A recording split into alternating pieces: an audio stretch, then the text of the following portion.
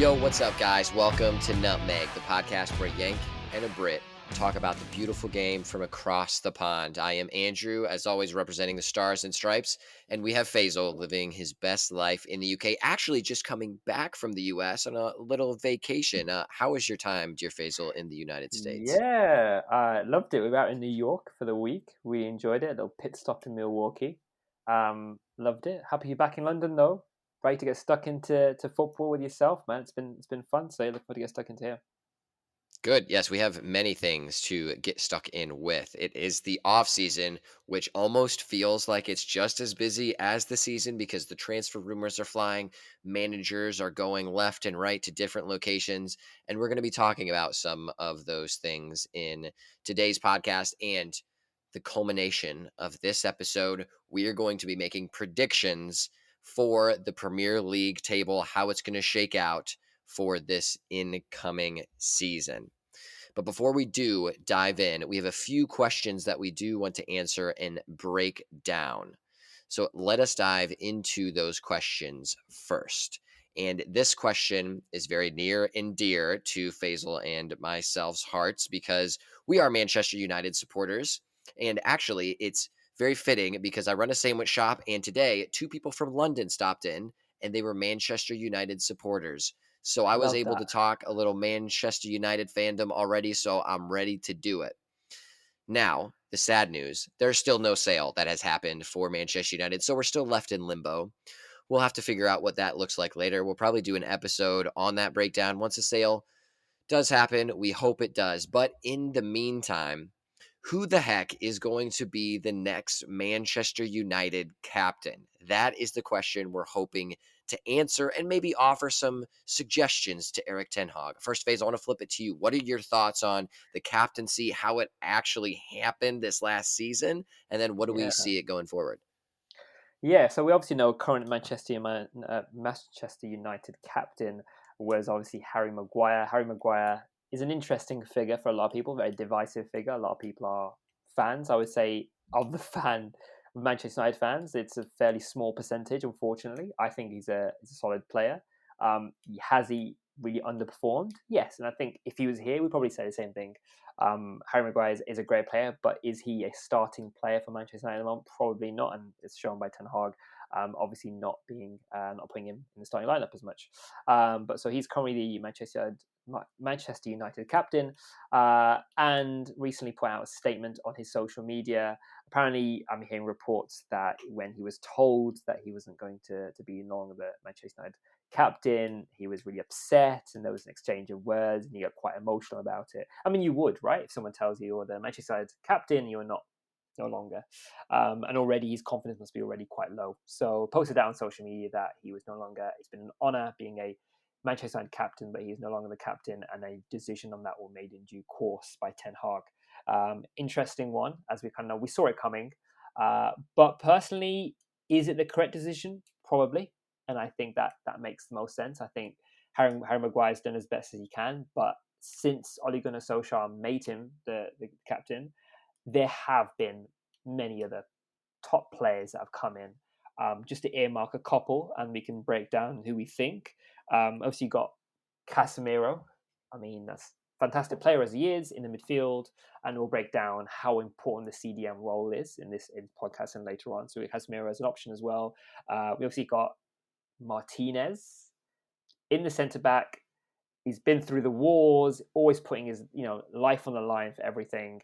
Scrappy centre back, becoming a firm favourite at Manchester United. So I think that's another option as well. Another one, and I think a fairly obvious one as well, is obviously Bruno Fernandes. Has been captain's armband for a while, and obviously that's been an option for Ten Hag as well. Great, galvanises the players. Mixed bag on certain performances, and I think when he's been the captain in certain games, he's almost like there were a time where it was in the Liverpool game, and people like Carragher were saying he's given up, and that's not a great thing for the players to kind of see. My option would also be David De Gea, but as we'll go into that, David De Gea is no more at Manchester United, but again, solid, stalwart goalkeeper, and obviously from a statistical perspective, a keeper is a better option potentially, or centre back getting the view of the game. Perhaps the captaincy is there as well. So, and obviously, I think you look at more kind of the front areas. Perhaps you look at And Marcus Rashford, is he too young? Maybe not necessarily captain quality, potentially in that space as well. And then I think Scott McTominay and a few of the players are in that ilk in that midfield have also got options. But those are your options at the moment that I personally think we can kind of scout about. What are your initial thoughts of the ones that I've just kind of dropped to you? What are you thinking? I will say, whenever you do remove a captain, it is a tough conversation and it is tough for the player. And there has been news for the France national team. This was a few weeks ago where Mbappe was selected as the captain over Antoine Griezmann. And so many people thought that Griezmann had the seniority and had a really good previous season as well, performing well with France. But you end up getting Mbappe, and then Griezmann said, yeah, he was upset about it too. So that just shows how difficult that decision is. It is difficult for the manager. It's also difficult for the players that aren't selected. It then can be difficult for the actual captain as well. So it is a tough thing to go through. So I understand where Harry Maguire is coming from. I think it is certainly the right move. And of all the players that you listed, the one that I think makes the most sense, I don't know about his leadership qualities 100% because I don't know how he interacts with players and he is a bit younger. But I think that Marcus Rashford would be my selection from what I know as an outside fan because the way that he performs on the pitch, usually very solid. Of course, this last season was great as well. And when he is on and in the zone, he is one of the best players in the Premier League. We saw that this year. Now, off the field, he's done a lot of great things in terms of making sure kids are able to get meals when they're not in school and making sure that certain legislation is talked about inside of the UK so that better opportunities are there for school children and meals, which is so cool to be able to see that and hear that story. So that makes me think that he probably has those leadership qualities. Now, it does depend on if he's using those leadership capabilities when he's in the team and if the coaching staff has allowed him to do that, because it depends on the environment as well. If he does act the way that he does out in public, puts on that image, does the right thing, then I think that he should be the captain for Manchester United. Age doesn't really matter to me. If you have the leadership capabilities, he's been through some difficult times as well. So I think that lends to his character. I think that really he would be a great selection. I'll mention one thing about Bruno Fernandes. I think he would be good as well. However, there was that game, the Liverpool game. You could see that he was frustrated, and there was the drama of him potentially wanting to get subbed off, saying that he didn't want to play anymore because of the thrashing that was happening. You don't want to see that from a captain. And as a coach, I would not have selected a player that acts that way unless I see improvement. So for me, Marcus Rashford is the easy choice. Just with my coaching background and knowledge, I would want a player like that to represent me on the pitch for sure. I think it's a great shout. If you look at Marcus Rashford's record as well, from like an academy player, and as you speak on Marcus Rashford, he's just as of today signed a new contract for Manchester United, 5-year contract. I think We it's love it. we exact. Of course we do. I mean, I think it's around over 300K a week, which again for Marcus Rashford is makes total sense, right? Easily one of Manchester United's best players. I've seen him wear the armband on certain occasions. I think he is again leads off the pitch and on the pitch as well. I think that's fantastic. I think he's a really good shout. I think for me, you mentioned it a little bit as I was thinking as well. Potentially Varane might be in that space, but I just don't know how commanding he is. But even if he does have his ups and downs games, and I think that is as part of it, and I think for me, Bruno Fernandes, as I think, has probably got to be captain, as I would say. Now, there's various factors here. I think for a start, the way he's set out on the pitch, I think he can definitely get an idea. He can definitely pull the strings. I think, understanding when, for example, things have gone down, he is always the player, even if he hasn't got the armband, against looking next to Harry Maguire, when the referee's there, he's in the referee's face. He's always the one. He's always just, gesticulating. He's always in people's faces. There's always a lot of action, a drama with him, and he's very much like a solid Manchester United player. And I think he plays very much. He's one of the few players I think that plays for the badge. I think that's pretty difficult as a centre mid, not coming from Manchester, right? Like coming from Portugal, the Sporting Lisbon, to come into the place he has and has completely made the position. He does not start. He's not. He always starts every game. He's not a player that should not start, right? So he's a starting player for Manchester United. He's got that inside him to bring in when we are like 1-0, 2-0. He's always got that in him. I've seen a couple of his interviews. He's very like vocal about being a Manchester United player. There's rumors about him as well getting millions of pounds stuff from Saudi league and him turning them down. I'm sure we'll break down the Saudi league at some point because someone needs to. It'd be interesting. And then obviously, I think for me as a player for Portugal as well, you know, he definitely gets the armband for me, my perspective. But I think my question I was going to pose back to you in the area that you're at, and obviously with Delaware Rising, in your kind of managerial kind of coaching capacity, has captaincy lost its value? Like, has is a captain as valuable as was than perhaps years and years ago? Like, is it as powerful?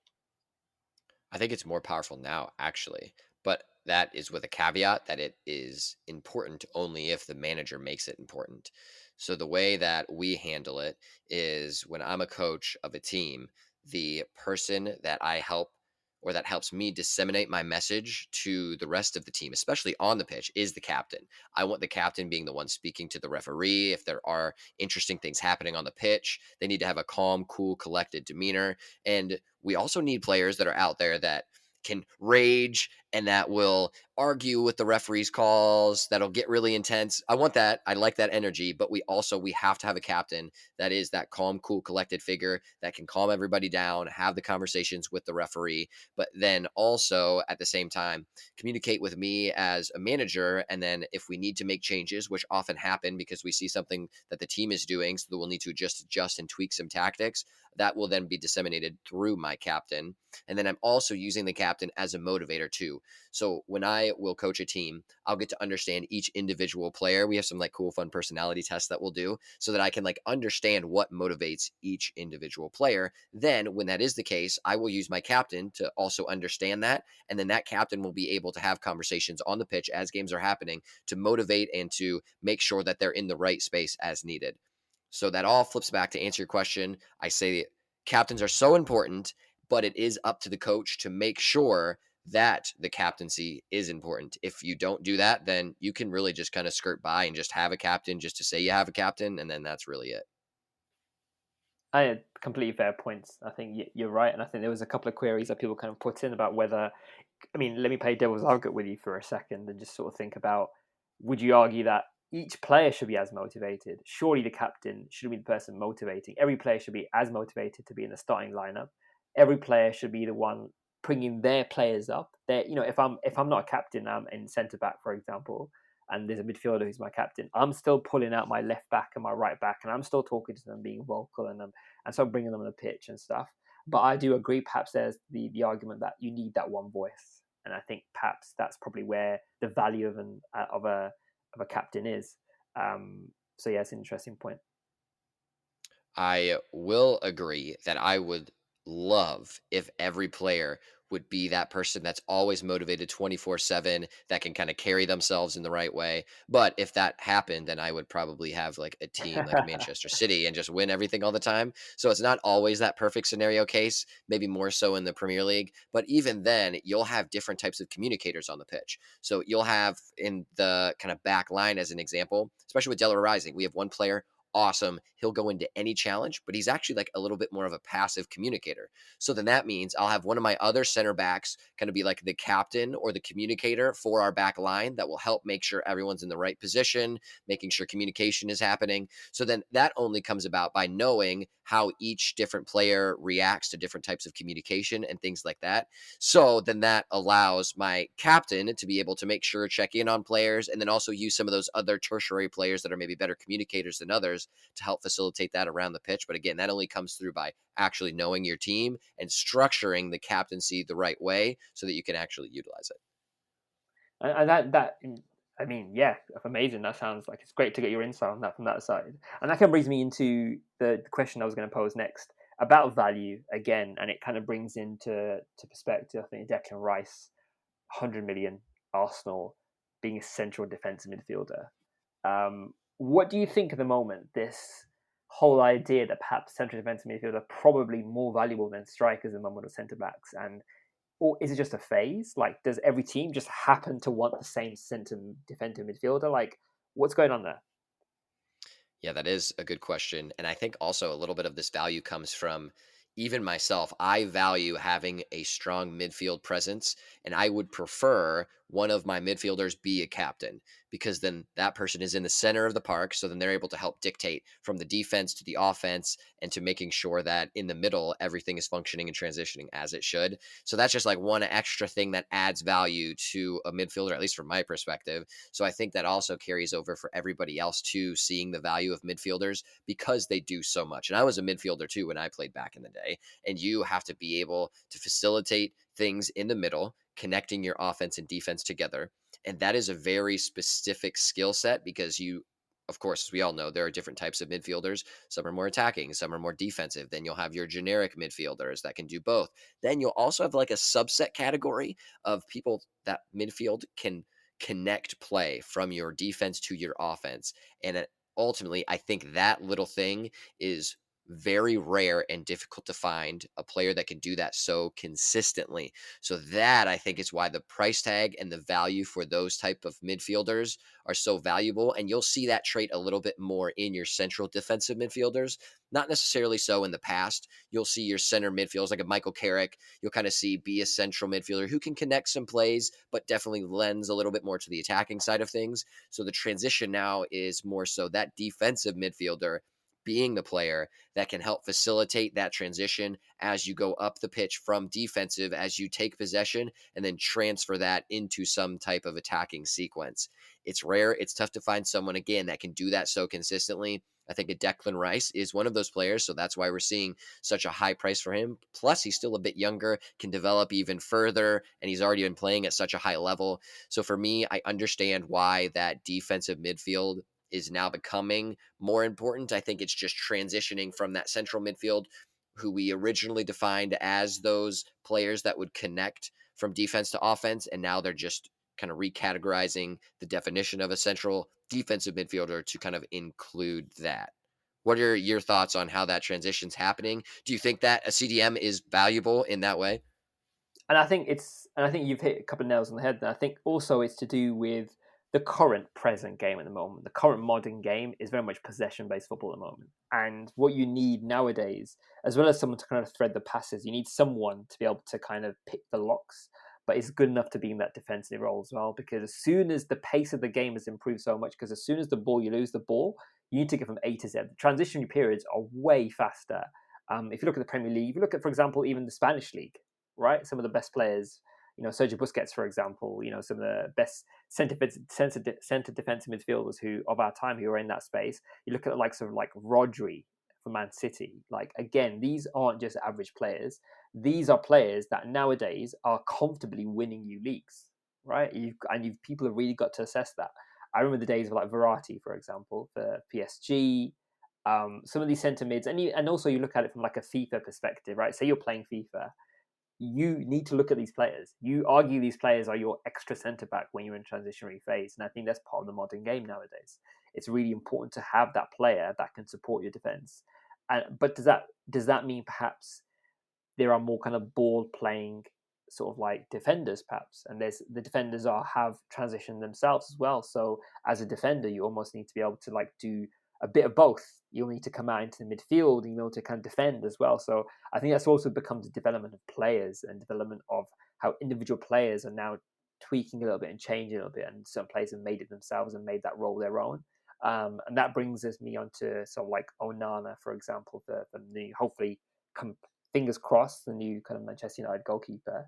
Manchester United needed a ball playing goalkeeper because there were many times that we couldn't transition from start to finish. And that brings into exactly why people are playing, why Arsenal are paying 100 million for Declan Rice, because he is that player that can protect your centre of defenders, but also bring the ball out in such a way which is going to threaten opponents. And I am truly scared because I think what Arsenal are doing at the moment with their signings, fantastic. But when it comes to defensive midfielders, everybody's in the market for one. Liverpool in the market, Bellingham in Madrid. Like everyone's on the hunt for a strong centre defensive midfielder, and I think it's going to get tougher and tougher, and the price range is going to go further and further up. Yeah, it absolutely is because that really is such a key part. And you talked about more of the defensive importance of those players as well. And yeah, like we were talking about, they kind of have to do everything now. So it really is such an important part to play, like you said, in the Mm. modern game, because you'll have those teams locking down, playing tight defense. So you have to figure out a way to break through that. And I think a CDM is very important to do that. And like with Manchester United, we needed a goalkeeper that can play balls out of the back and play with his feet, which I find so ironic because David Gea, we love him, but he saves so many shots with his feet, but then he can't really pass too well. Yeah. So funny, so weird. But you mentioned Jude Bellingham, the boy, the boy legend. We're going to probably be seeing him around for quite a long time, especially lucky you in an England shirt. So now in Real Madrid, going to be in that crisp white uni. Talk to me about that transfer. What are your thoughts?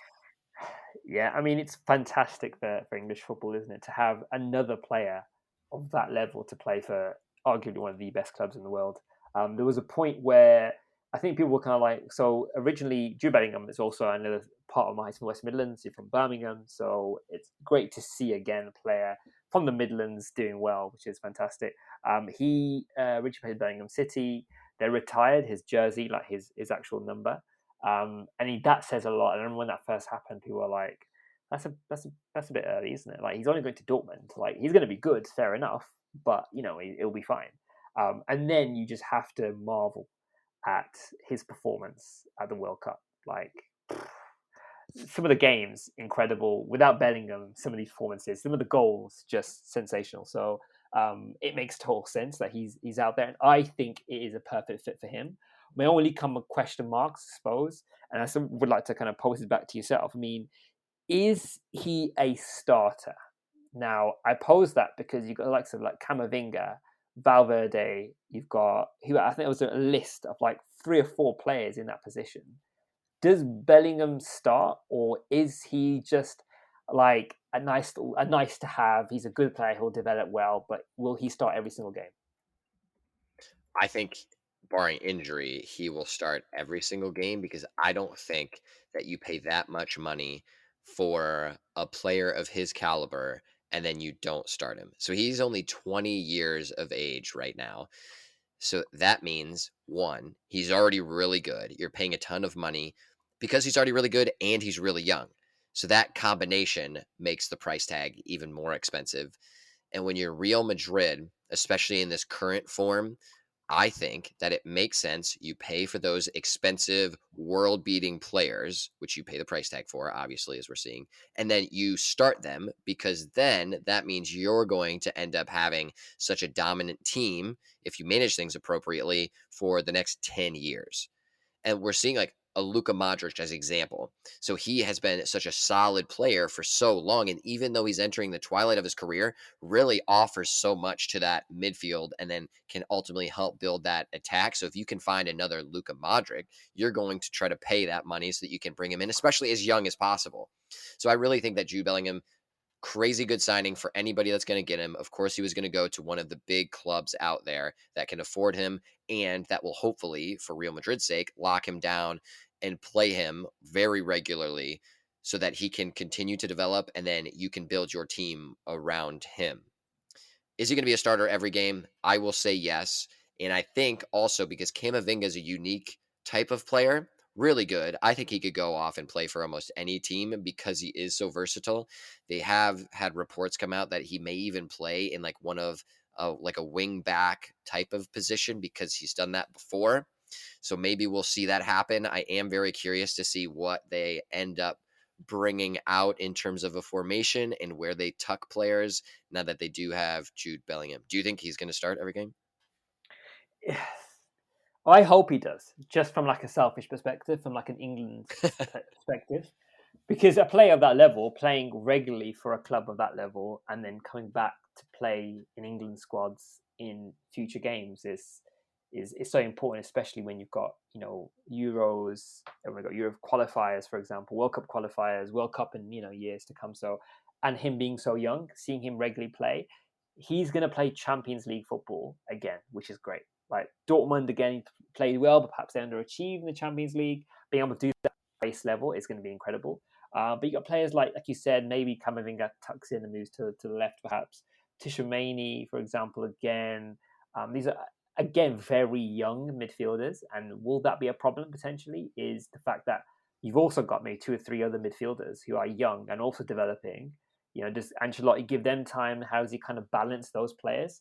But yeah, I mean, I mean, it brings you back to the original point. The CDM position is not a glamorous position originally. Growing up, no one wanted to be a CDM. Let's be completely honest. No one was saying the ball coming into them like a Rodri or like a Declan Rice. It was always like a Rooney, Ronaldo, the glamorous wingers, centre mids, like wingers, strikers of our generation, right?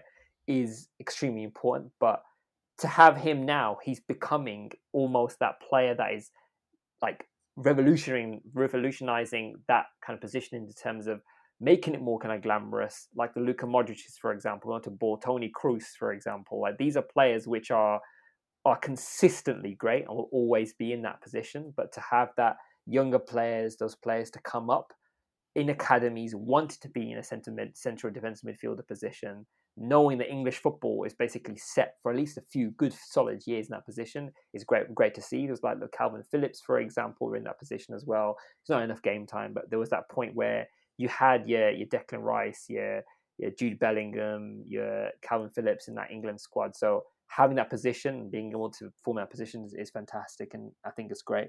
And that kind of brings me into originally what a question that popped in my mind about this thought as I was thinking now is, as I spoke about Jude Bellingham of this generation, is there potential question marks about like have we missed that 90s generation?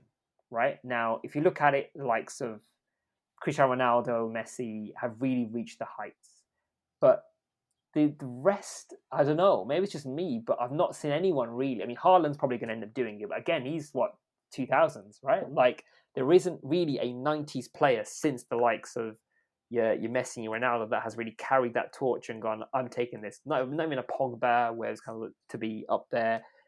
Is have we? Is there a missing generation in football? Is it?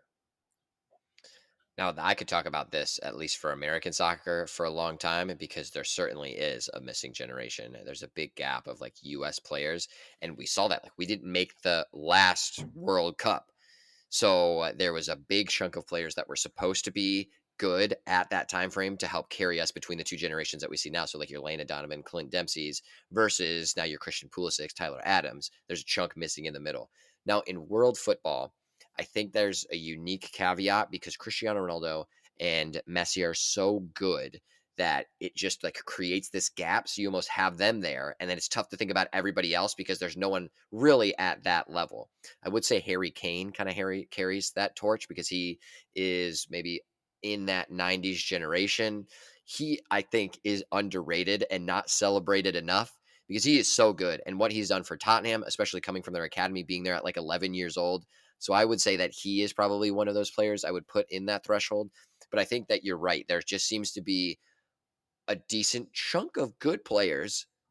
I would say Harry Kane's above them. Then there's that decent chunk of good players like your Pogba, for example, that just maybe don't achieve as much as they really could have. And then the other element of that is that the end of their career, or like when they should kind of be like their peak and then like kind of filtering down into their twilight years, they just have issues because Pogba could have been so good. But then there's all these different transfer saga issues that he has, and he has injury problems too. That's happened with a lot of decent players. So I think that that also is a problem that kind of makes us feel like there is a missing generation. So for me, there is kind of that gap, but it's also weird because there were still a lot of decent players in that threshold too. It's bang on. I think those are really interesting points for as he said from American football. It's interesting to hear that side of it as well because there are definitely players that are underperformed, and a prime example of that is also the Belgian squad. Right, some of their players are now aging, but in that place there was a point where they were going to take over the world and it's going to be insane. And they were, from European football perspective, was going to be that kind of generation where there's like a missing generation, and that kind of brings me potentially into like not necessarily a darker subject, but more a subject that perhaps that we don't necessarily discuss more. It's becoming more prevalent as is, and maybe that's potentially contributing to this missing generation idea potentially, and it's become more prevalent in this generation. Is the question of sort of mental health and whether more needs to be done. Um, yeah, what are your initial thoughts on just that side of stuff? Now I could do a whole episode on Maybe we mental should. health for Maybe there's yeah, going we to be an should. episode. We should. We We should, absolutely. But yes, I think that mental health for athletes is something that has been just shoved under the rug for leadership in general in athletics throughout the world. It should have been something talked about much more regularly and has not. So I'm always happy to talk about it. I do think that we are so far behind. I'll give you an analogy of how far behind I think we are and why it's that way. Now, if any of our listeners from the US, you'll know if you want something done in the United States, you don't give it to the government to do because it takes super long. They have to do all these different meetings, and then it is just a drawn out process. So I think that when technology really started to advance, and that's really like our generation, we're the ones that are starting to feel that hardcore effects first, and it's now filtering down to the generations below us and all the ages below us as well. The world of athletics didn't embrace and understand the impacts of technology fast enough. Just like something with the government, when you give the government, technology is a great example of that too. When things are advancing so quickly, the government isn't able to realize that and to get things implemented fast enough to manage it. Same with technology, our culture and society, particularly athletics, soccer as well.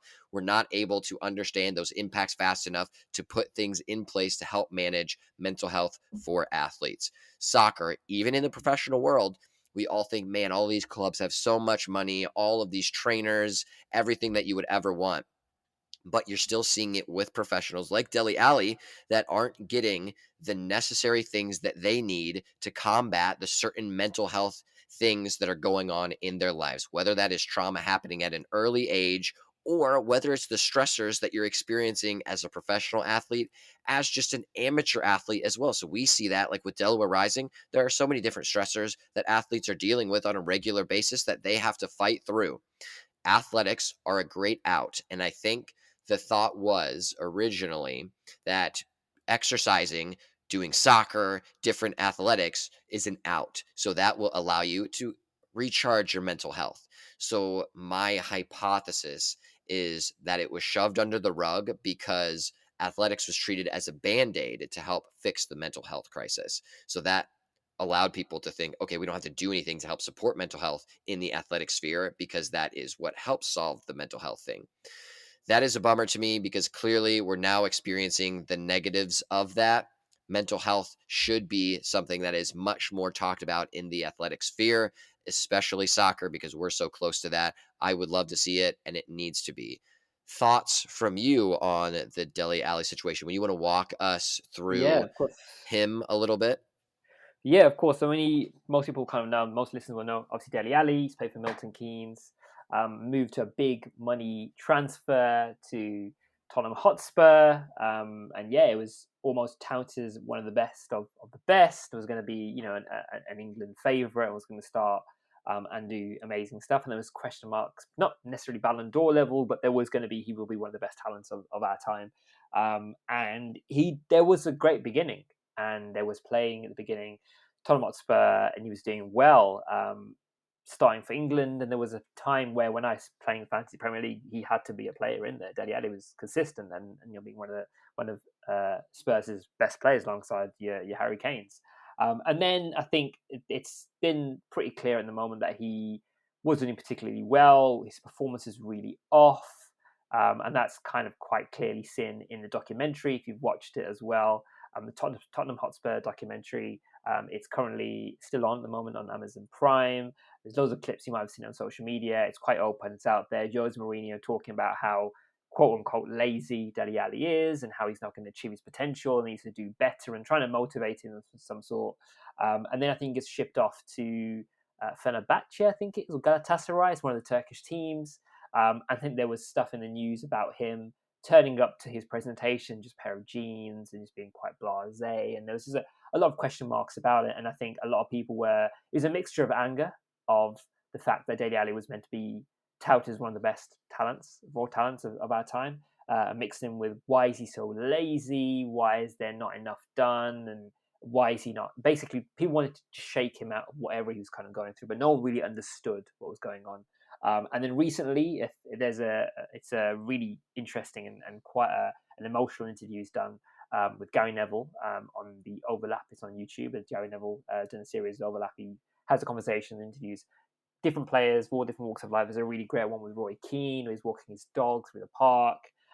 Some really good, really solid interviews. I mean, we know Gary Neville has a great interview for this stuff. So, and he has basically a tell-all with Dele Alli, who breaks down in tears, sort of near in tears, about how he was sexually abused when he was 6 years old by his mother's friend, and talking about his addiction to sleeping pills again, and also talking more generally about how his mental health was so bad at one point where he basically checked himself into a rehab. And that is, it's to really, a couple of reasons why he did that was to obviously bring awareness of the culture at the moment, unfortunately, amongst footballers, and how mental health more needs to be done. But also more generally talking about his own individual problems that he was going through and how no one understood, especially the media didn't understand. And I think it's a really big part of was potentially was leading him down the way it was, and how he hadn't really understood his childhood trauma. It's a very interesting and very deep interview. So if you haven't, do watch that. It's obviously there's a lot of trigger warnings in that, so do obviously listen to that. But it's a very interesting interview. He breaks that down. So as you kind of said, not enough is done. And Dele Alli and the players coming out and talking about this is only going to bring it more to light and really ensure that more is done. I think that more isn't done. I think that's because a lot of it is, if you look at it, 70 or 18-year-old players are brought into the limelight, right? Let's think about all they know is football, right? As a kid growing up, your parents are putting you through games upon games. Your dad, your mum are going to see you watch football, your brothers, sisters, whoever it is, supporting you, and you're going to football, and then you get thousands and thousands of pounds, like up to millions of pounds. You don't know what to do with it. You're in an environment where it's glamorous, the glamorous lifestyle, footballers in that environment, and your mental health is going to suffer because there isn't enough done about it from a young age. But also, as you grow up, there's open things about addiction, gambling. There's just so much stuff at the moment, specifically with British football, but also more generally with football. And I think, unfortunately, if more isn't done, it will become worse. And I remember us talking about it in a previous episode about how academies are doing more. I think there's certain academies are now launching out at the moment where they're giving support to people who, I think it was Stormzy potentially, and Wilfred Zaha potentially, who have opening a separate academy, who are supporting people.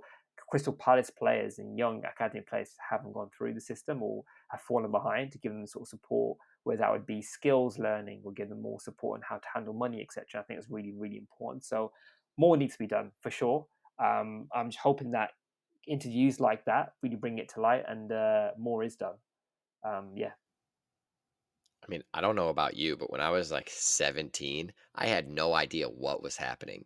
Like, I was in high school just trying to soak in knowledge, looking for a girlfriend. Like, I was not thinking about professional things like managing money and then throwing social media on top of that, managing your reputation. No idea. Like, that is just so insane for people that are still having their brains developing to manage and then jump into that professional sporting world. That is so difficult. So, yes, that is so important that people do better so that we have these things in place. Clubs can do better, society can do better, not even just for athletes, but for everyone around mental health. So, that is our call to arms for, please, every organization, make sure that your employees, your members are on the right page, on the right path, and you have support for them.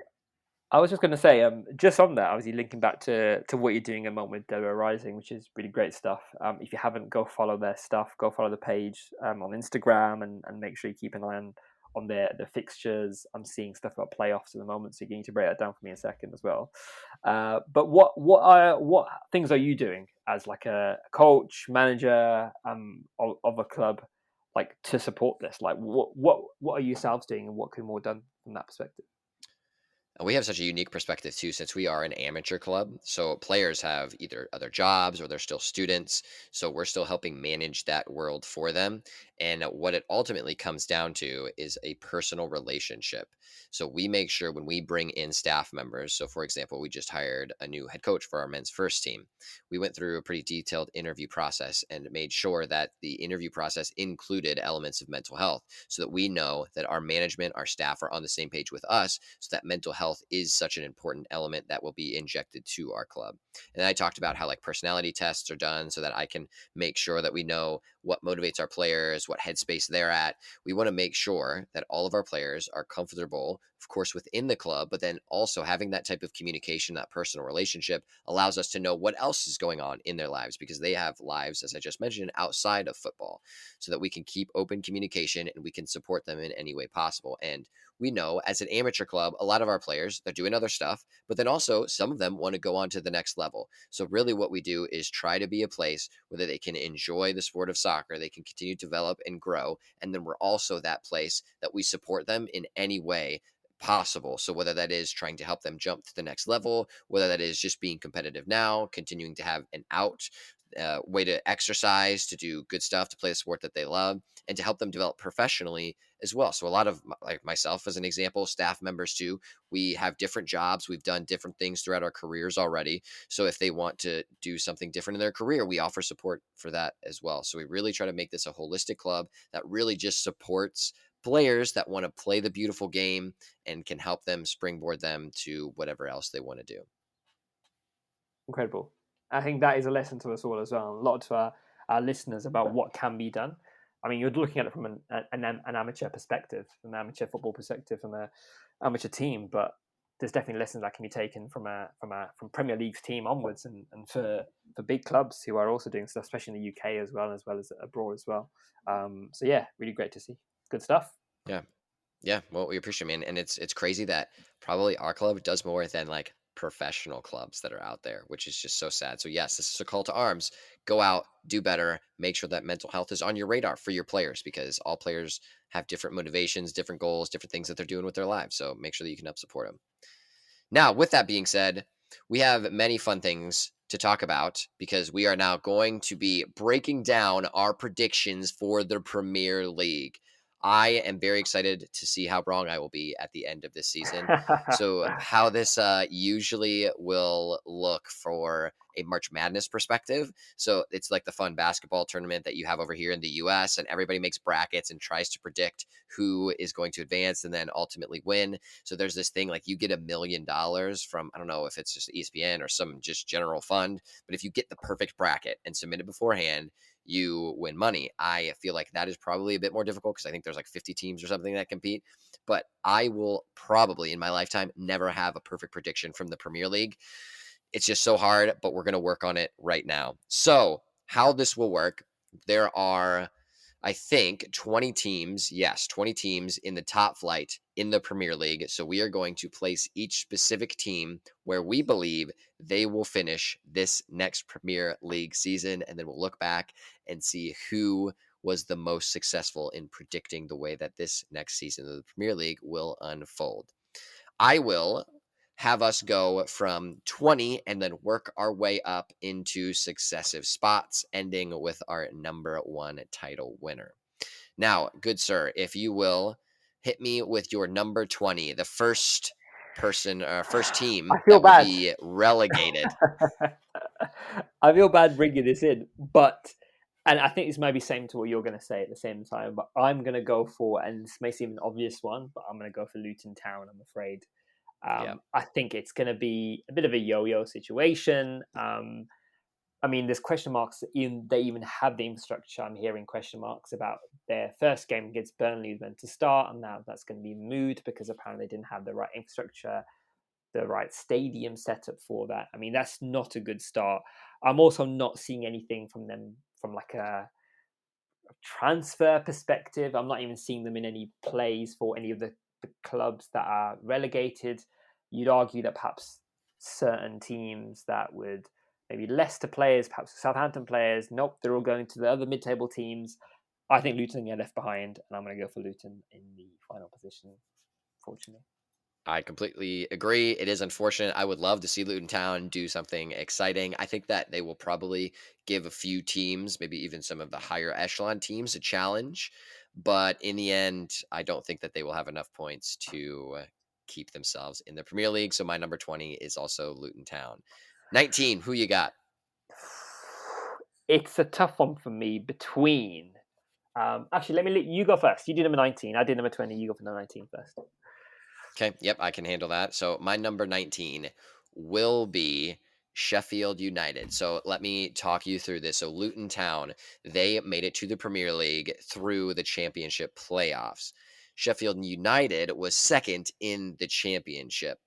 I think that they ultimately will need to sign some more key players if they really want to compete in the Premier League. I don't think they've done that yet. There's still a little bit time left for them to do so, but I don't really see them being able to sign enough caliber players or at least specific role players to be able to get out of the relegation zone because they have been kind of ping-ponging back and forth between the Premier League the past few seasons.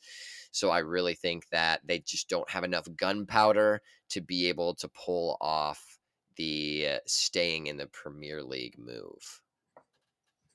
Very fair point. That is the interesting one. I mean, I always like to enjoy seeing championship clubs do well, like the likes of Brentford, for example, that are coming in. You know, Yes. for example, Fulham. Again, these players, Nottingham Forest, that were championship stalwarts, are coming in and staying in the Premier League. But my number 19 is actually, I'm going to go a little bit different. I'm going to go Bournemouth, I think. And I think that's Mm, because just how poor of a season they had last season, and how they essentially escaped by the skin of their teeth. I also don't think, again, transfer quality wise, I'm not seeing anything at the moment from their perspective. I think they've got a solid go, and they might just, but I think they'll be done pretty early, like Luton as well. So I'm going to go Bournemouth in the 19th position. Um, interesting. I yeah, have them in a different location, so I will tell you about that after you tell me about yeah. your last relegated team in the 18 spot. Last relegated team.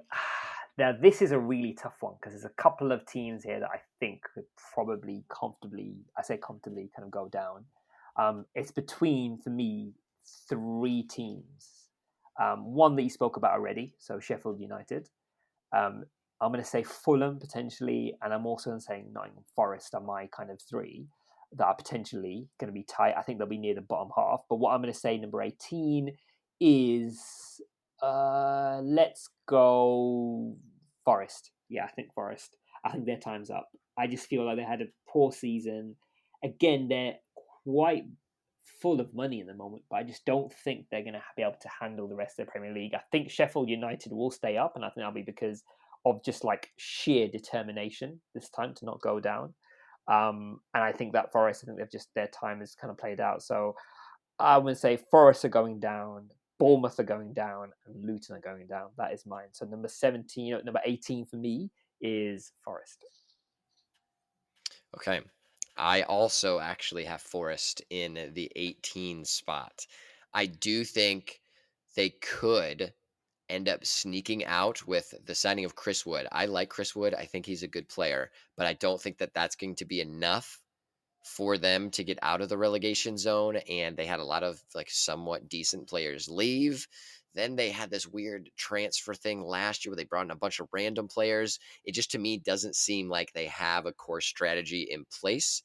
So that for me ends up putting them in the relegation zone that they do have the previous year of the Premier League experience. So I think that holds them in that 18 spot. So they at least get a couple points here and there out of it, but not enough to keep them in the Premier League. So my 18 spot is Nottingham Forest. Just for perspective, they finished 16th last season. So slightly above the relegation zone, but were in question even toward the end of this season. Now, our number 17 spot. So I will move us up to that. And as you mentioned, Bournemouth getting relegated, I have them in the last savior spot of the Premier League. So, kind of the same thing that you talked about as well. Haven't really done a whole lot with their transfers. Didn't have the best season last year. They did finish in 15th. So, above some of the other teams in the Premier League. I was hoping to see maybe one or two like key signings from them to maybe help kind of boost them up a little bit into the table, or at least to kind of hold that spot off above the relegation zone.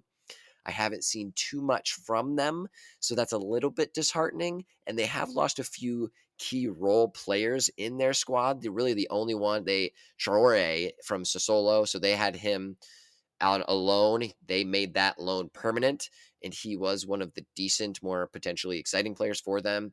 So I'm glad they kept him, but really that's the only a really exciting thing for Bournemouth. So I think they do just squeak out of relegation and end up in that 17 spot.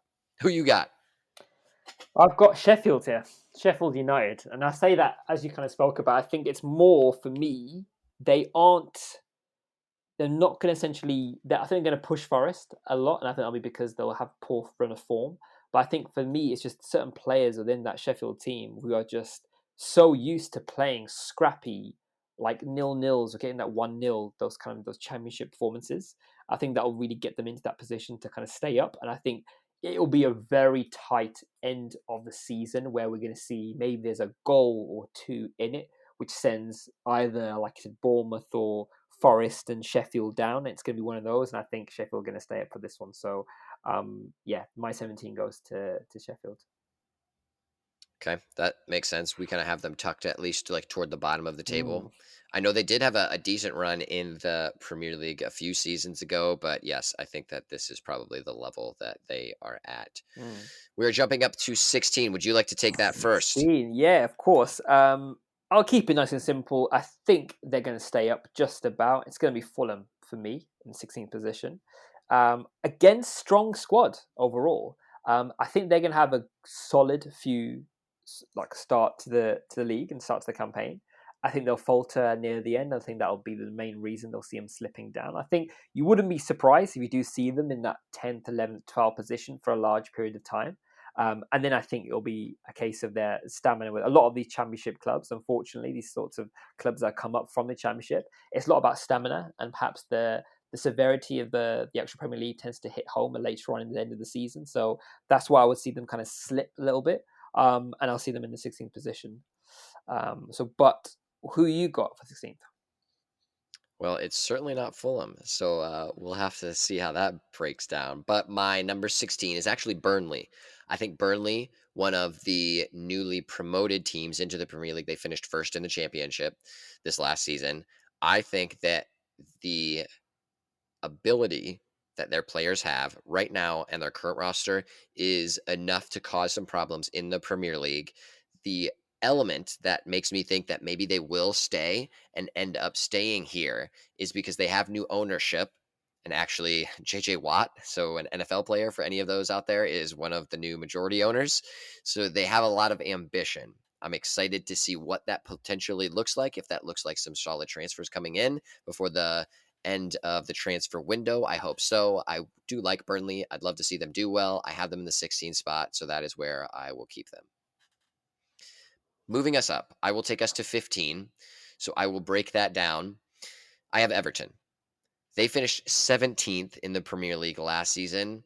I have not seen a lot in terms of media for what they are doing to get ready for this next season.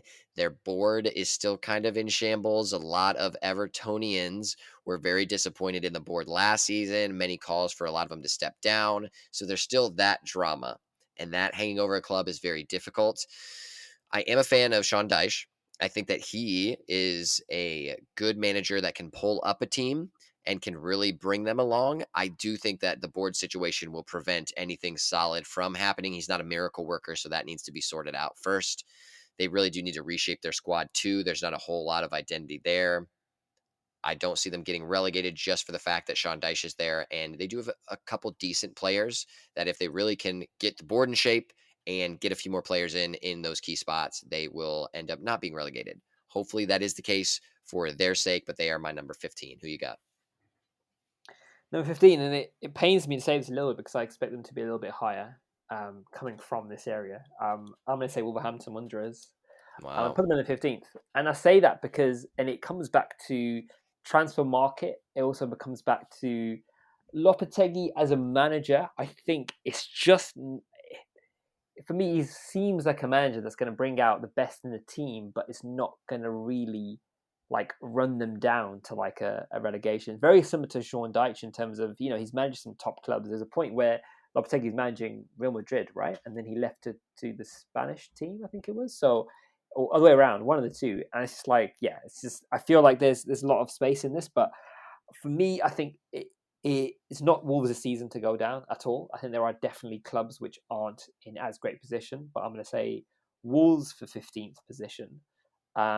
And that brings me on to number 14. I'll take them to number 14 for a pass it back to yourself. Is the team that you just said was the team below? I'm going to say Everton, and I think exactly same thing as yourselves. But I think they've been in the Premier League a little bit longer. I think they're definitely going to have blips, but for them, 14th is very good for the previous season they had to be able to have that kind of comfortability that they're not going to get relegated, and they're going to have like a fairly comfortable season. But yeah, I think then so I'm going to stick them in 14th place, and then move you to jump in on to number 14. So this is straight up advice for this team. And one of the reasons I think that they are in number 14, this is Crystal Palace. Crystal Palace finished 11th, actually, last Premier League campaign. So I'm bumping them down a few spots. I think they get rid of Zaha, which looks like that's probably going to happen, and sign an actual goal scorer. They did sign Jefferson Lerma from Bournemouth. He's a defensive midfielder. I think it's a good signing, but like that's just not the right signing that they need. They need to move on from Zaha, find someone else that can have that identity as one of those Crystal Palace players, and that will hopefully make a difference for them because there's usually you'll find them around the middle of the table almost every season, but I don't think they've done enough to try to really maintain that spot. So that's why I have them plugged in at 14, slowly making their way down toward the bottom of the table. And then with 14, remind me, who was your 14? Did you say Everton was your Everton, plugged yeah, in at that spot? Everton, yeah, it's mine, yeah. Okay. Okay, that's a good shot. So we're fairly similar on that front. So then I'll move us up to 13. And this one is also an interesting one. I'll be curious where you plug in this team that I'm about to mention. My 13 spot is Brentford. So Brentford had a very solid season last year, over expectations for most people, I would think. They finished ninth in the Premier League. Now, they need a new striker because how will Tony play after the suspension? I think that is really the key to Brentford's season. I think Tony is awesome. I am sad for his suspension. We talked about in a previous episode. If you want to hear about that, go listen to that one. But I would love to see him continue to play the way that he did for Brentford. That I think if that was out the window and he was just playing regularly, he honestly maybe it would have been transferred to some other team. But if he was able to stay there and to play, I think they would have still competed for that probably 9 space. I think the thing that allows them for me to get bumped down to number 13 is missing that true goal scorer, which he just punched above the weight that was expected and really brought them to that 9 spot. So who do you have in 13?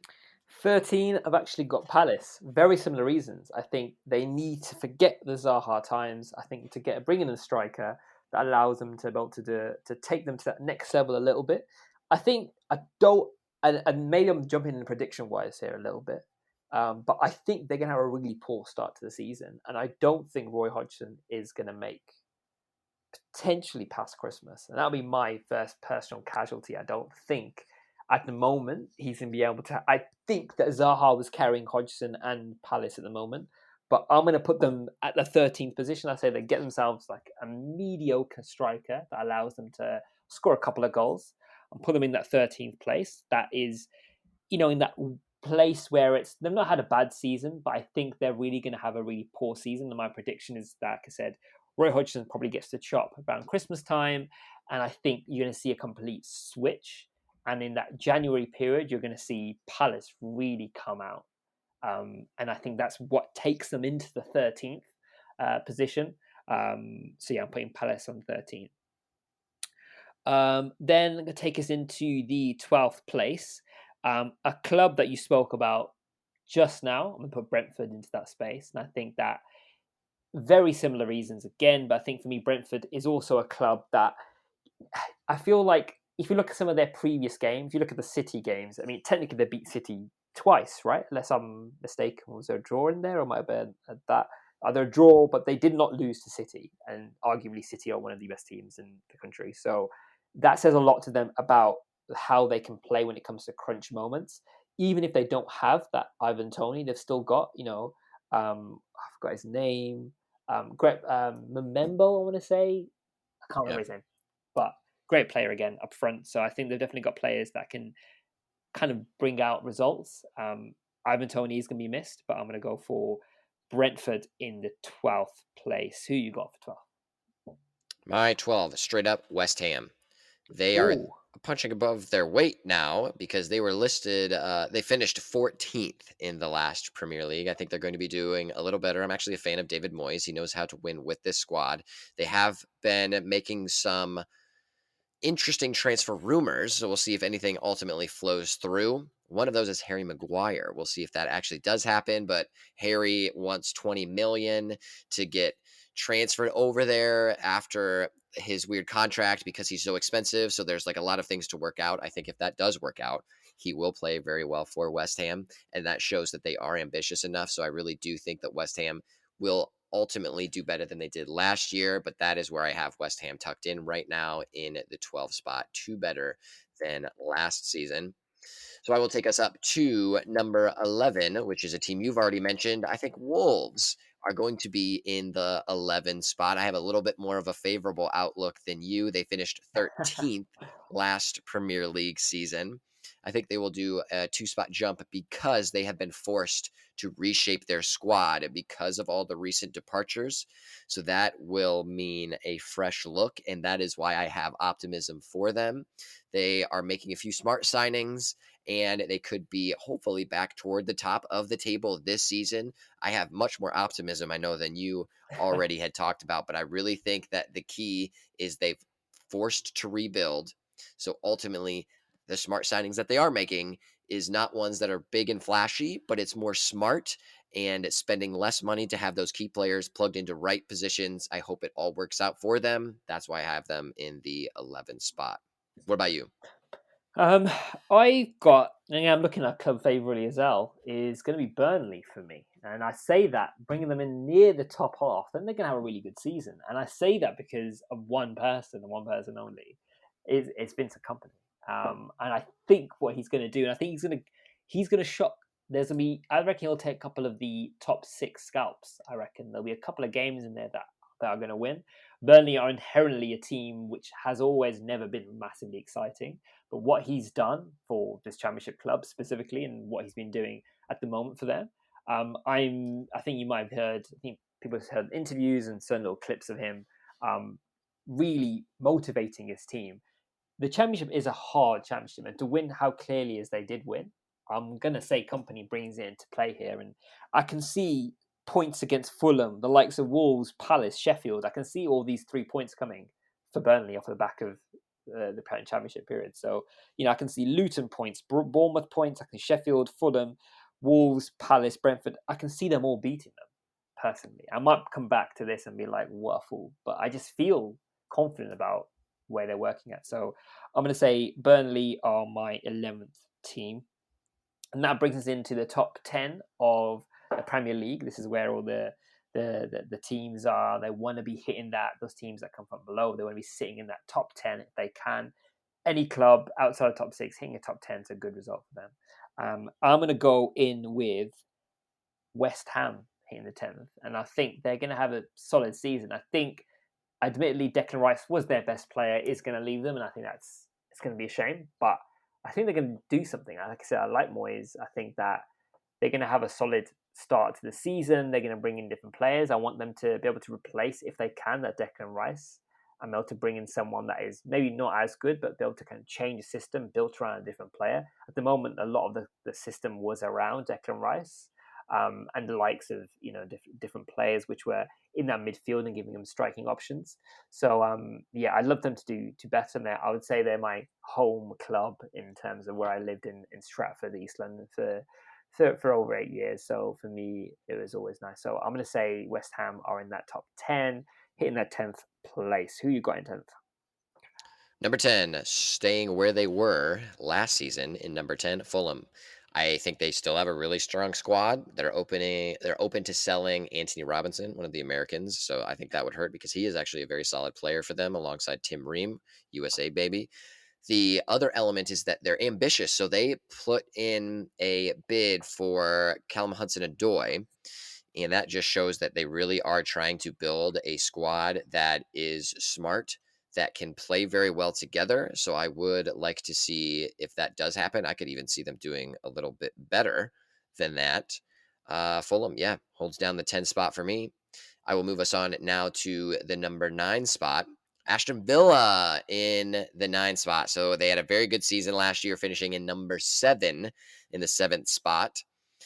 They do have a strong free signing in Yuri Tealmans coming over from Leicester. So I think that will add to their squad. Plus, didn't have to pay a transfer fee, so can use money elsewhere. I do think it will ultimately just be so tough to compete with the big six. And I do think that you have not heard me say Chelsea yet. So the big six will continue. I don't know if you really included that last year, quite not, but I think Chelsea re enters the big six conversation. And that is one of the reasons why Aston Villa gets bumped down to number 9. So tough to compete with them with the money that they are spending. I would love to see them do big things, but unfortunately, I have them in my number 9 spot. Who you got? Number 9, I've actually got Villa in number 9 here. I think what Nice. Emery's doing is great. I think they'll have a really good run in terms of European football. I think they're going to perform particularly well. I think he's going to keep them in that space. And they've got some players which I think are going to perform again particularly well for them. I think you're going to see players like Buendia coming into their own, I think, as well. And these players that perhaps should have performed better last season are going to really come into their own this season. I think when you have the that European that kind of European adventure, as they call it, you get more players that get to try different things out, play against different opponents, and that personally I think makes you a better team overall. So I'm going to go for Villa in the 9th place. And then in 8th, I'm going to go with, this might be a little bit harsh potentially, but and people think that perhaps they should be a lot higher. But I think Brighton aren't going to have as good of a season as perhaps they've had this season. They've also got European football, right? So going to be an interesting one. I think Brighton and Villa probably are maybe interchangeable, but I'm going to go for them in the 8th place. I think Brighton could maybe have a good run, but I don't think they've really got the players really to take them into that comfortable, because you need the players in the squad to be able to come into the top 6 consistently, at least, right? Be able to kind of play those players on a regular basis. But when you have, like you said, the European adventure, sometimes as much as it can do well for you, it can also take its toll. So I'm going to put in Brighton into my 8th place. Who you got in 8th? I have Tottenham. Tottenham are going to Wow, finish, yes, they're going to finish interesting. in the 8th spot. So they finished in the 8th spot last Premier League season.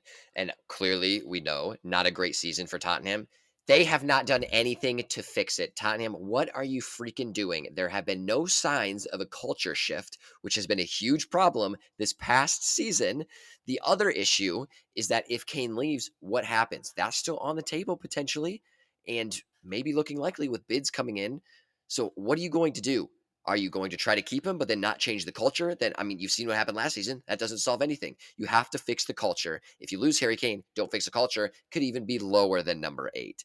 Postacoglu is a good manager, but if you just shove him into bad culture with kind of a weird mismatch roster, what are you going to do? Nothing. So, Tottenham, for me, plugs in at number 8. They're going to need to do a lot. And the offseason is getting shorter and shorter. They haven't changed anything in the meantime.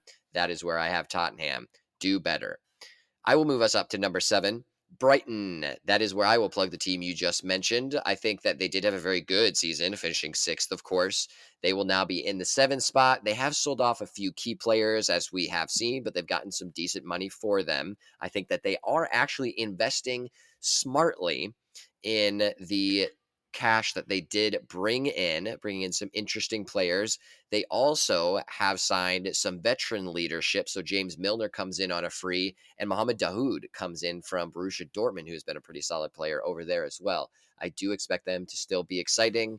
Just tough to keep up with, like I said, the big six. And I have not mentioned Chelsea, so that you know Chelsea is now being plugged in toward the top of our Premier League table. I do think that they get back to their winning ways. So that is where I have Brighton in the number 7. What's your 7? Number 7 actually got Spurs. So very similar reasons, but I think I just feel like as much as they they're not performing the way they should be, they've still definitely got players in there that are going to be able to get the points they need. Again, looking back at some of the teams below them that I've put down, I can see them getting results against the maybe the teams around them. Like you've got West Ham, your Villas, your Brighton. I can see them getting results against them. And then you can put down, and arguably, the Fulhams, the Wolves, the Sheffield United. There's 3 points on the table for me as well. So I can see them kind of in that space. I don't see them any higher than 7. That's probably one of the few teams that I'm going to say in the top 6 that are probably aren't exchangeable. I don't think they're going to go any higher than 6th, higher than 7th as I've got them. I don't think they'll drop out of the top 10, but I think between 7 and 10. But I don't see them no higher than 7th this season. So that'll be an interesting one. I mean, I would love to perhaps see them even more further down. Be interesting to kind of see, but we will see. So my number 6 now takes us into the top 6 of the best league in the world. So let's just throw that out there. Top 6 teams in the country. I'm actually going to put Newcastle in there. Now that's going to be an interesting one. I think some people would probably argue maybe they should be higher, but for me, I think Newcastle are in Champions League. Remember, right? And I think a couple of injuries, and that rules out the Newcastle squad. They don't. They've got the depth really they need, and when they're playing against big teams, it takes your toll. So I think for me, it's going to be Newcastle in that 6th place. Yes, they've got the money, and they could probably in January plug those gaps with good players, but I just don't see it really working. I think Eddie Howe's a great manager, and I really want them to do well because I'd love to see a team outside of the typical top 6 or top 4, for example, to do well. But I think it's going to be a mixed bag season, and I think I'm going to go for them in 6th. What you got? I agree with you. I actually have Newcastle also in number 6. They were in dreamland last season, finishing in 4th. There are going to be growing pains when you try to become a top 6 club, and I expect this to be one of the growing pains for Newcastle, even though they are ending up in the 6th spot for me. Can you expect players like Miguel Almiron to play lights out every year? I don't think that's the case. Also, talking about being in those other leagues and now needing to compete in other competitions at such a high level, I don't also believe that they have the necessary squad depth to be able to do that. Now they signed Sandro Tonali. I mean, is he really going to be the difference maker at 64 million? I don't think that he is. There's also the rumor that they have been trying to save James Madison. That's been going on for a while that we all know. I do think that could help their cause quite a bit. I really am a big fan of Madison. I just still don't think that they have enough to reach the 4 spot in where they ended up last season. So Newcastle's my 6th. Now this one hurts. In 5th No, is Manchester don't say United. it. Don't say it. Yep. Yep. Manchester United will be Oh out of wow. the Champions League next year. I'll tell you why. Because this stupid sale of the club has been going on for so long. The Glazers suck, but at least there's no drama of who the club is going to, who's actually going to buy it, because now we're in limbo. So this is the reason here. This club situation being sold is going to screw everything up because now the Glazers don't want to put more money in, which they're already just only taking money out, but don't want to end up spending some of the money that the club is making to bring in new transfers because they're just going to be selling the club anyway. So they're not incentivized to try to do well, to ultimately have the club do well, to make them more money because they're just trying to get out. Since they're just trying to get out, the new owners, hopefully, of the freaking club won't have the time with the remaining transfer market to be able to make purchases to be able to solidify this squad in the appropriate manner. Because even if the sale is agreed on today, the transfer of the actual sale will take a month and a half at least. So there's going to be no strategy in place for Manchester United to utilize the transfer market effectively. It's still in shambles because of the stupid Glazers and the sale of this club. They're going to miss out in the Champions League, and I'm going to punch them in the face because I hate this scenario. Oh dear. Okay, Yeah. I am a little bit more positive about United, and we'll see that as we go on. They are not my number 5. My number 5 Okay. again is a bit of a shocker for some people. I'm gonna put Arsenal in there. Now, hear me out here one Ooh. sec. Now, I think again, top club at the moment, and they've done some very good business. Right? Let's not take that away from them. But I just feel they're gonna run out of steam because as a Premier League team getting so close and knowing that perhaps you basically had it in your hands and then you fumbled at the last minute. I think it's going to take its toll. As much as Arteta can bring in, I'm hearing a lot of players talk about, for example, Timber going to. I really, really, really love players like obviously Declan Rice going in there, and then you're going and you're speaking about how impactful Arteta was in this project they're building. I think they're still building. I think they're not going to be consistently in that top four. I think it was a good season for them, but the other clubs around them weren't good enough. Genuinely, if you look at it, the reason Arsenal did so well was Liverpool were just atrocious, Chelsea even worse, right? The only real ones coming out were really Man United and maybe Man City are in that space that were like kind of troubling Arsenal, and then Arsenal slipped. There was no real pressure on any of the top two really comfortably. And if you bring in the likes of Chelsea now with arguably like one of the best managers, Pochettino, right? If you bring in players like like if you bring in like the level that Chelsea are playing at this season, which is going to come into play, as you'll see, with the likes of Liverpool coming into play, the likes of Man United again outside of the sale performing with Ten Hag, I think he'll need them to start. So I think Arsenal are gonna struggle. They're gonna play well, and they're gonna miss Champions League next season because of just how good the other teams are gonna be. That's less to do with Arsenal, but more to do with how good the other teams are gonna be. But I've put down Arsenal in my fifth, so they're missing out. Who have you got? That's a big move by you. So I do have my like fifth again. Manchester United is my Okay, plug-in to cool. You miss put it out fifth. on Yeah. that. And Man U did finish third, as we all know. Okay. So then I'll flip it to Cool. you for number Four. four. Yeah, of Who course. is our first Champions League team? First Champions League team, and I think it's going to be a really tight top four. I genuinely do. I'm thinking about it and I'm getting excited. I'm going to put I down agree. Chelsea top four, and I think it's gonna be because they're gonna be firing on all cylinders. They've got Pochettino in. They're gonna really be pushing them. There was a point where I'd put them maybe interchangeably between second and third, if I'm honest, because I think they're gonna come back. They're not Chelsea are a club, and Todd Bowley is an owner that's not gonna let that level of football happen again. With the consistency of a brand new manager now, right, who is at the top of their game, he's going to bring in, they're going to play some quality football. They've cut out some of the deadwood. They've got a bit of a thinner squad, less bloated squad now, right? So they're going to bring players in that I think are going to make impact. So I'm going to go Chelsea are back in the Champions League next season. They've got no Champions League this season. So they're going to be focused, laser focused on hitting that. So I'm going to go with Chelsea fourth place. Who you got?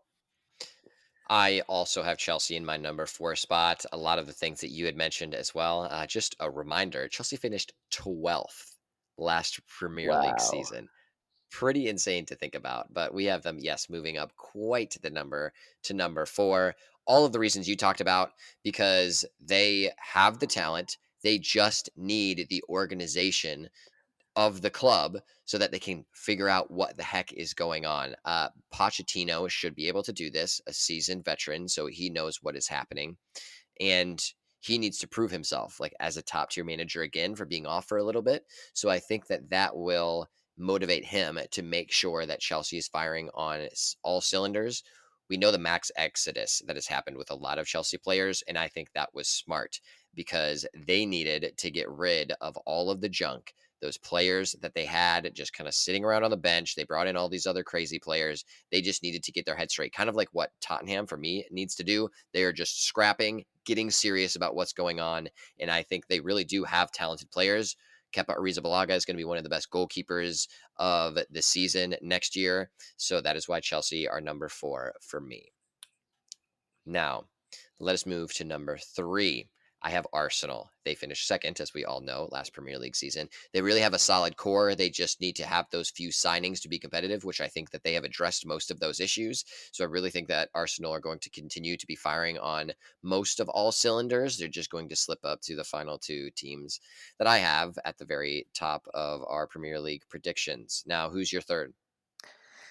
And I don't know whether this is my United bias or not, because I'm flitting between the top three and top two here. But I'm going to have to say, unfortunately, this is not Man United season. I'm going to give it to Man United in third place. I say that, and I think there'll still be a bit of a gap between the top two. I think it'll be a close race this season.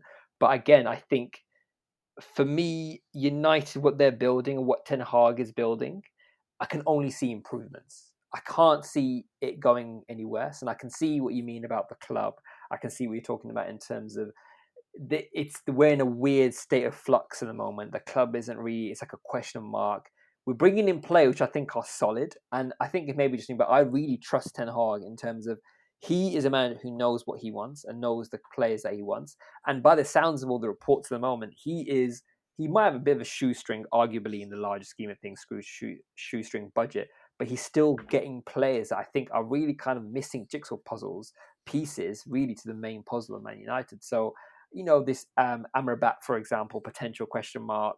There's players that are from Atlanta as our striker potentially. There is obviously Onana. I think these players, I think, are because Ten Hag knows that. But I do think the two clubs above just are maybe at a higher level that perhaps Man United just can't hit just yet. Also, when you think about we're Champions League this season, which I will never get tired of saying because we're Champions League this season. Yeah, let's just get that. We didn't say enough about that last season, but Man United back to where they belong, and I'm here for it, Liam, as a Man United fan. So yeah, I'm going to put Man United in third. Solid season, maybe an FA Cup potentially, something like that in there. But top three, it's an improvement. We're going to get better and better. That's my top three. So what is yours? What are you thinking? Is it your three, right? Yeah, so I had Arsenal as my number 3, but then let's both of us do our Okay, number cool. 2s, and then we'll both jump to number 1. So I'll hop in Nice. with my number 2 really Go quickly for it. is Manchester City. I hate Manchester City. I don't wanna see them win the league, Oh, and okay. yeah, I think that they're good, but I don't think that they will be continue to have the total dominance that they've had in previous seasons. I mean, Pep is still an amazing manager. I think that they're going to be doing great things, but now teams kind of know what to expect from Erling Haaland. Like he had this crazy, amazing season. He still just scored a ton of goals. He's going to be probably one of the best strikers, if not the best striker in the Premier League. However, all of the teams now know the game plan and how to adjust if they do it right, adjust their strategy and formation to be able to handle Holland when they do come up against competition with Manchester City. So I do think that Manchester City just won't be able to pull off what they did. And a lot of the reasons they were able to do get some of the wins that they had were some of the key players that fit into those positions that are now most likely to leave the club if have not already. So I do think that they just don't have the exact type of thing that they need to get to the top. Who's your 2? Number two, and it pains me a little bit because they're above Man United, and we know how we feel about Liverpool. But I've put in Liverpool here in the second place, and that brings me into more than anything is because I don't think Klopp needed to do anything. If I'm honest, here, I think they had a solid team. They've got depth of squad. I think there's nothing wrong in the Liverpool team. They've just had a bad run of form. Personally, you've got Darwin Nunes, Salah. They've got what's his name, Sabovsky. I think that's his name coming into play. I Yeah. think they're going to come with a fresh pair of legs. I think there's nothing wrong with the team, and I think they're going to be back up there fighting for that first place. I think they're going to have a really strong season. They're in Champions League again as well. Well, actually, no, they're not in Champions League this season. Correct? No, they're not in Champions League this season. They finished in 5th. So, I mean, that says what it needs to say, right? As a club now, refreshed, no Champions League, solid. They're not real changing. They're not a team like Chelsea where you can declare deadwood or bring in new players or anything. They're just going to put in little players. And also, let's be honest, Klopp is solid manager. So I don't see him going anywhere. I don't see many changes in the club happening. I don't see them being impacted by Champions League football. I see them solidly hitting the ground running, hitting that comfortable 2 second space, and just taking it from there, really. So that's me. Who you got for number one, then? Let's go. Well, we kind of know. Go. Well, process of elimination. Yeah, process of elimination. It is Liverpool. They were in the 5th spot, but I have them coming back because I really think that the only 2 clubs that can compete with each other at the very top of the table sustainably are Manchester City and Liverpool. I've talked about that on previous podcasts as well, that the kind of structure and the investment that they have for those clubs. Liverpool really has done some smart signings already. So they're not like going out and just signing a bunch of crazy players that are super expensive like a Chelsea would do. I think McAllister is a great signing. I think Szoboszlai is also a very solid signing as well. Plus, they've gotten rid of a few of those aging players on their roster. So I think that that really does make sense. And they're still even looking for a few more key position players that they can sign as well. So I really think, again, this is the only team that can keep pace with Manchester City. And I really think that the signings that they've done have improved the positions that they need, especially if they get a few more key signings in before the end of the transfer window. That will put Liverpool in the number one spot for me. And you know my number one from this point, and I don't see many teams Hate it. bringing in. I know we all do, but I think for me, and there's various factors why I think unfortunately City are going to be dominating maybe this next season as well, and it's actually less so Haaland. It's more to do with what Pep has built as a squad, right? It's in comparison to any other team in the whole Premier League, he could bring out another 11 players and have them playing in a completely different system and still dominate a game. And I still think that even against you're battling Liverpool, you're battling those I can see them still picking up points against Chelsea. Unfortunately, against Man United, I can still see them beating a Liverpool. I still see them doing that. And the cherry on the top, unfortunately, is that they've arguably got Haaland, who will at some point be a Ballon d'Or winner, and let's not forget, Kevin De Bruyne. And again, two of the best players in the Premier League last season, but also probably going to be this season. I don't see anybody who's close to Haaland's level at the moment, and I don't see anyone who's even close to Kevin De Bruyne's level at the moment. These players are by far some of the best. If they're bringing that Guardiola into that centre back position, basically no team's getting through the back, no team's getting through their midfield, and then you've got a potent striker. It's kind of written, and also you've got Champions League football for them to try out new system and have a play around. Do you know what I mean? It's like Pep's ideal scenario, and they're not doing anything crazy. That's scary. When Pep Guardiola is not doing anything crazy and buying out these crazy players, everyone should be afraid because that basically means I've already got it. I just need to do a final few bits. And my almost like a Frankenstein's monster, where you basically got everything you kind of need to be like a walking, talking human. Just play a few bits. I'll grab an ear every now and then, maybe like a nose. But at the end of the day, I'm built, and they are unfortunately built differently, and they've built players which are going to keep forming for seasons to come. So, yeah, unfortunately, I think City will dominate again next season. But Man United, Liverpool, knocking on the door. That's what I'm going to go with. So just to summarize from our perspective, so who we think are going to get relegated. I've got relegated. I've got Luton, Bournemouth, and we have what I've written here for Nottingham Forest. So those are the three. So I've got Luton, Bournemouth, and Forest getting relegated. You have got For my relegation, I unfortunately also have Luton getting relegated. I also have in the final spot. So Luton is my number 20 spot. So they're the lowest to get relegated. Then I have 19 Sheffield United and then 18 Nottingham Forest. And then who do you have in your top four? top four. So I've got number four, we have Chelsea.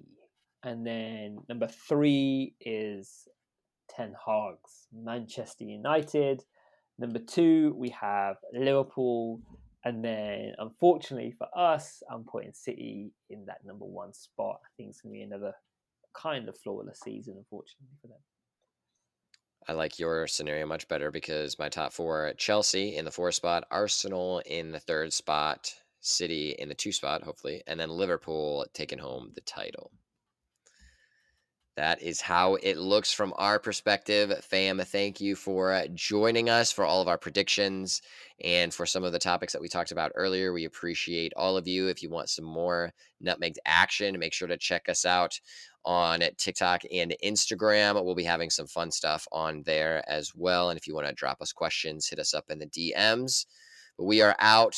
We appreciate you joining us on this episode of Nutmegged. We'll see you in just a couple weeks. Hopefully, you're able to get on a pitch somewhere. But until then, don't get nutmegged. Peace. Peace, guys. See you later.